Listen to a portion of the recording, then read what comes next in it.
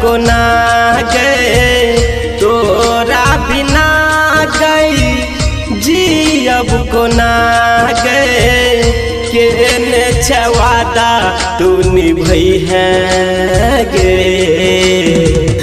मरबौ त दे खैल आई हैं जान गे मरबौ त दे खैल आई हैं।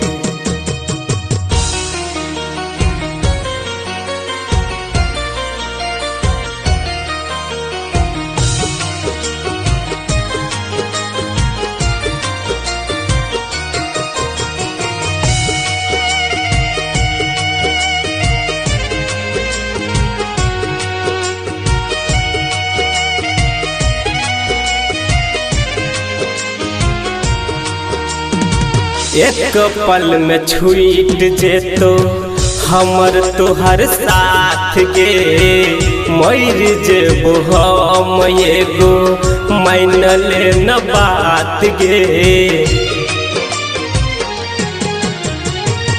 एक पल में छूट जेतो हमर तोहर साथ गे मर जेबो हम एगो मान ले न बात गे तोरा बिना हम जी की करबे तोरा बिना हम जी की करबे केने छवादा तू निभई है गे मरबौ त दे खैल आई हैं जान गे मरबौ त दे खैल आई हैं।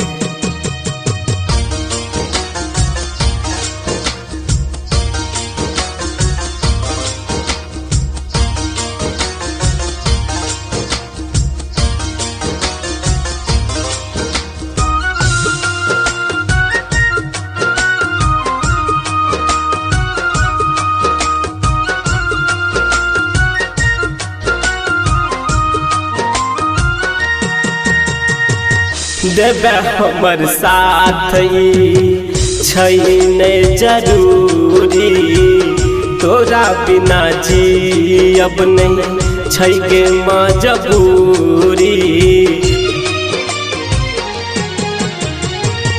देबे हमर साथ छै नहीं जरूरी तोरा बिना जियब नहीं छै गे मजबूरी।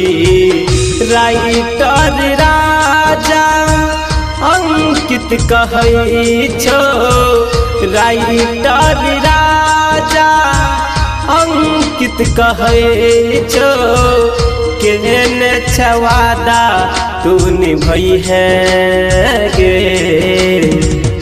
मरबौ त दे खैल आई हैं जान गे मरबौ त दे खैल आई हैं।